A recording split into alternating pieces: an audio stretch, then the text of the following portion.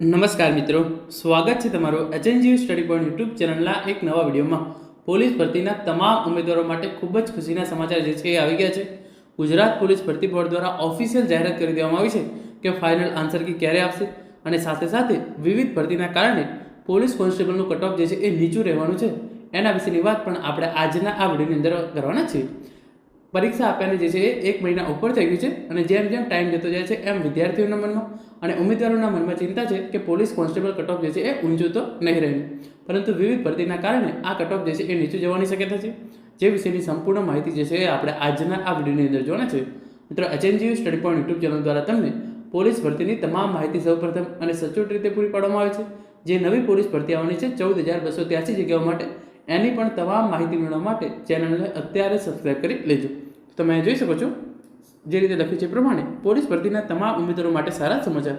Police ભરતી board દ્વારા official જાહેરાત ફાઇનલ આન્સર કી જે છે એ ક્યારે આવશે અને વિવિધ ભરતીના કારણે એલઆરડી કટ ઓફ જે છે એ નીચું રહેશે. તો સૌપ્રથમ જે ગુજરાત પોલીસ ભરતી બોર્ડ દ્વારા જે ટ્વીટ કરવામાં આવી હતી તમે એ અહીંયા જોઈ લો. લોકરક્ષક કેડરની જાહેર કરેલ પ્રોવિઝનલ આન્સર કી અંગે મળેલ વાંધાઓની ચકાસણી હાલમાં ચાલુ છે. ફાઇનલ આન્સર કી આશરે 1 સપ્તાહમાં જાહેર કરવામાં આવશે, જેની તમામ ઉમેદવારોએ નોંધ લેવી. તો પોલીસ કોન્સ્ટેબલની જે ફાઇનલ આન્સર કી છે, એલઆરડીની ફાઇનલ આન્સર કી જે છે એ 1 અઠવાડિયાની અંદર જે છે એ જાહેર કરવામાં આવશે એવું ગુજરાત પોલીસ ભરતી બોર્ડ દ્વારા ઓફિશિયલ રીતે ટ્વીટ કરીને ઇન્ફોર્મેશન આપવામાં આવી છે. અને જે પોલીસ ભરતીની આપણી ઓફિશિયલ વેબસાઇટ છે તમે જોઈ શકો છો LRD-gujarat2021.in, એના પર પણ જે અપડેટ છે એ આપવામાં આવેલી છે. ફાઇનલ આન્સર કી જાહેર કરવા બાબત લોકરક્ષક કેડરની જાહેર કરેલ પ્રોવિઝનલ આન્સર કી અંગે મળેલ વાંધાઓની ચકાસણી હાલમાં ચાલુ છે. ફાઇનલ આન્સર કી આશરે 1 સપ્તાહમાં જાહેર કરવામાં આવશે. તો ઓફિશિયલ વેબસાઇટ પર અને ગુજરાત પોલીસ ભરતી બોર્ડ દ્વારા ઓફિશિયલ રીતે ટ્વીટ કરી અને આ ઇન્ફોર્મેશન જે છે એ આપવામાં આવેલી છે કે ફાઇનલ આન્સર કી જે છે એ 1 અઠવાડિયાની અંદર જાહેર કરી દેવામાં આવશે. તો 1 અઠવાડિયાની અંદર જે છે એ ફાઇનલ આન્સર કી અને એના પછી જે છે એ ઓગસ્ટની શરૂઆતની અંદર જ તમામ ઉમેદવારોના માર્ક્સ જે છે એ જાહેર કરી દેવામાં આવશે. હવે આપણે આગળ વાત કરીએ કે કયા ઉમેદવારો જે છે એ એમના માટે સારા સમાચાર છે, કારણ કે ગુજરાતની અંદર જે છે તમને ખબર છે એ પ્રમાણે અત્યારે વિવિધ ભરતી પ્રક્રિયા જે છે એ ચાલી રહી છે. પહેલાં હાઈકોર્ટની એક ભરતી પ્રક્રિયા હતી એ પૂરી થઈ ગઈ છે. શિક્ષકોની જે છે એ ખૂબ જ મોટા પાયે ભરતી પ્રક્રિયા અત્યારે ચાલી રહી છે. એના પછી આપણે વાત કરીએ તો સીસી ગ્રુપ એની જે છે એ અલોટમેન્ટ પણ જે છે એ થઈ ગઈ છે, વિભાગનું અલોટમેન્ટ પણ થઈ ગયું છે. પછી જે સીસી ગ્રુપ બી છે એનું ફાઇનલ જે છે એ માર્ક્સ જે છે એ જાહેર કરી દેવામાં આવે છે કે કેટલા ઉમેદવારોને જે છે એ 40% કરતાં વધારે માર્ક્સ થાય છે, જે પાસિંગ માર્ક્સ છે એ. તો આ પ્રમાણે જે છે એ ગુજરાતની અંદર અત્યારે વિવિધ ભરતી પ્રક્રિયા ચાલી રહી છે, જે અંગે જે છે એ ગુજરાત પોલીસ ભરતી બોર્ડને વિનંતી કરવામાં આવેલી હતી. જે અંગે જે ઓફિશિયલ પરિપત્ર છે તમે અહીંયા જોઈ શકો છો. ડૉક્ટર નિર્જા ગોટ્રુ આઈપીએસ અધ્યક્ષે ગુજરાત પોલીસ ભરતી બોર્ડને જે છે આ વિનંતી કરતી અરજી જે છે એ કરવામાં આવેલી હતી. વિવિધ સ્વરની ભરતી પરીક્ષાઓને ધ્યાને રાખી પરિણામ અને નિમણૂકની પ્રક્રિયાના સુસંગત આયોજન બાબત, જે અંતર્ગત તમે જોઈ શકો છો સવિનય નિવેદન છે કે હાલમાં સીસી ગ્રુપ એ, સીસી ગ્રુપ બી, પીએસઆઈ અને પોલીસ કોન્સ્ટેબલ આ તમામ મહત્વપૂર્ણ પરીક્ષાનો પરિણામ અને નિમણૂકની પ્રક્રિયા એક સાથે ચાલી રહી છે. આ એક સુવર્ણ અવસર છે કે આ પ્રક્રિયાને એવી રીતે સંચાલિત કરવામાં આવે જેથી કરીને મહત્તમ ઉમેદવારોને સરકારી સેવાની અંદર જોડાવાની તક મળે અને સંસાધનોનો મહત્તમ સદુપયોગ થાય. અમારી આપ અધ્યક્ષશ્રીને નમ્ર વિનંતી છે કે આ તમામ પરીક્ષાઓના પરિણામ અને આખરી નિમણૂક પ્રક્રિયાને એક સુસંગત ક્રમમાં ગોઠવવામાં આવે. શક્ય છે કે ઘણા ઉમેદવારો એકથી વધુ પરીક્ષાઓમાં સફળ થયા હોય. આ પ્રક્રિયાને યોગ્ય ક્રમમાં જાહેર કરવામાં આવે તો રિપીટેશન એક જ ઉમેદવારનું એકથી વધુ જગ્યાએ પસંદ થવું ટાળી શકાય.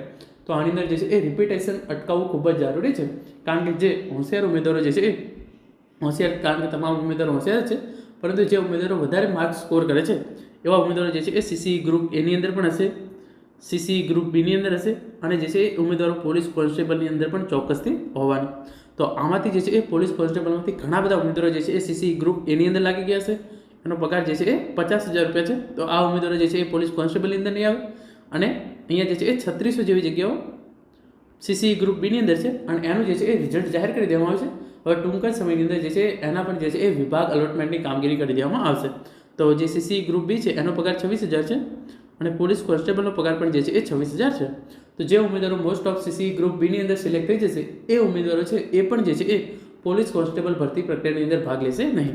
તો આના કારણે જે છે તમે જોઈ શકો છો સીસી ગ્રુપ એ એની અંદર જે છે એ ખાસી બધી જગ્યાઓ હતી, એની અંદર પગાર 49,000 છે, એટલે ઉમેદવારો જે છે એ પોલીસ કોન્સ્ટેબલ ભરતીમાં આવે એના ચાન્સીસ જે છે એ બહુ ઓછા છે. ગ્રુપ પીની અંદર પગાર 26,000 છે, પરંતુ એની અંદર જે છે એ ઓફિસ વર્ક જ કરવાનું હોય છે. મોસ્ટ ઓફ જુનિયર ક્લાર્કની જે છે એ સીસી ગ્રુપ બીની અંદર મોસ્ટ ઓફ જે છે એ જુનિયર ક્લાર્કની ભરતી છે. તો એના કારણે પણ એ ઉમેદવારો પોલીસ કોન્સ્ટેબલ ભરતીમાં આવે એના ચાન્સીસ જે છે એ ખૂબ ઓછા છે. તો ગુજરાત પોલીસ ભરતી બોર્ડ દ્વારા જો યોગ્ય રીતે નિર્ણય લેવામાં આવે અને યોગ્ય રીતે સુસંગત આયોજન કરવામાં આવે તો જે છે એ રિપીટેશન અટકાવી શકાય અને ઘણા બધા ઉમેદવારો જે છે એમને નોકરીની તક મળે.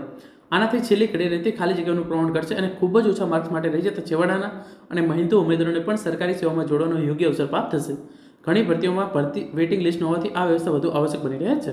ઘણી બધી જે છે એની અંદર વેઇટિંગ લિસ્ટ હોતું નથી, તો એના કારણે જે છે જે 1-2 માર્ક્સ માટે રહી જતા હોય એવા ઉમેદવારો જે છે એ બાકી રહી જાય છે. તો આ વખતે જે છે એવું થશે, એના ચાન્સીસ જે છે એ ખૂબ જ ઓછા છે. કારણ કે તમે જોઈ શકો છો LRDના રિઝલ્ટ આવવામાં સમય લાગી રહ્યો છે. બધાને બહુ ઉતાવળ છે રિઝલ્ટ ક્યારે આવશે, તો આટલી ઉતાવળ કરવાની જરૂર નથી. થોડી રાહ જુઓ, જેટલું મોડું રિઝલ્ટ આવે એટલું સારું છે. હાલમાં બીજી પરીક્ષાઓમાં ઘણા બધા ઉમેદવારો નીકળી જાય તો એનો લાભ જે છે એ પોલીસ કોન્સ્ટેબલ ભરતીના ઉમેદવારોને થઈ શકે છે. તો જે CCE ગ્રુપ બી વાળા ઉમેદવારો છે એ મોસ્ટ ઓફ 3600 કરતાં પણ વધારે ઉમેદવારો જે છે એ આ ભરતીમાંથી નીકળી જશે. તો આનું જે છે એ મોટું ગાબડું પડશે માર્ક્સની અંદર, કારણ કે જે નીચે માર્ક્સ એટલે કે ઓછા માર્ક્સવાળા ઉમેદવારો છે એમને જે છે એ સીધો લાભ મળશે.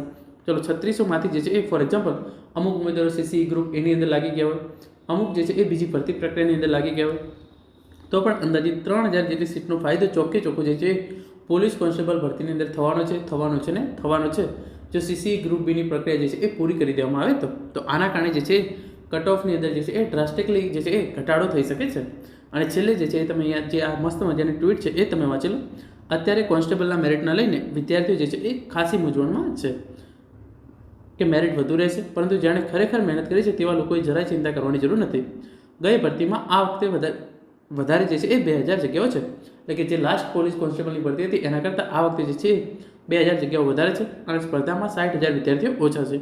દોડના માર્ક્સ નથી. પાર્ટ A અને પાર્ટ B બંનેમાં 40% ફરજિયાત છે. તે ઉપરાંત અન્ય ઘણી બધી ભરતી પ્રક્રિયાઓ જે છે એ ચાલી રહી છે.